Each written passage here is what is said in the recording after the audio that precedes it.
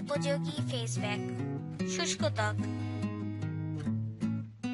গ্রীষ্মের প্রখর রোদ জুড়ে ঠাঁই করে নিয়েছে উষ্ণতা, খরতা ও রুক্ষতা।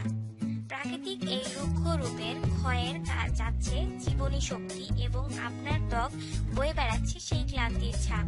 কিন্তু সামান্য পরিচর্যাতেই ত্বক থেকে এই রুক্ষতা ও কালিমা মুছে ত্বককে রাখা যায় তাজা ও উজ্জ্বল। নিজের জন্য সামান্য সময় বের করে ঘরোয়া উপাদান দিয়েই নিজেকে করে তুলতে পারেন সতেজ।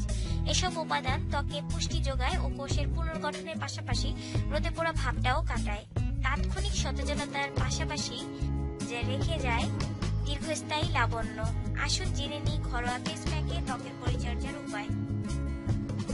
শুষ্ক ত্বক।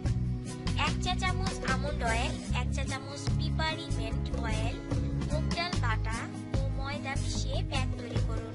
মুখে এবং বের হয়ে থাক জায়গাগুলা লাগান।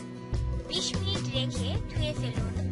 এটা ত্বকের জ্বলনি কমাবে এবং ত্বককে করবে সজীব। 1 চা চামচ মধু, 1 চা চামচ পাতিলেবুর রস, 1 চা চামচ নারকেল তেল, ময়দা ও পরিমাণ মতো কাঁচা দুধ একসাথে মিশিয়ে মুখে, গলায়, হাতে, ঘাড়ে লাগান। আঙ্গুল দিয়ে হালকা ম্যাসাজ করুন।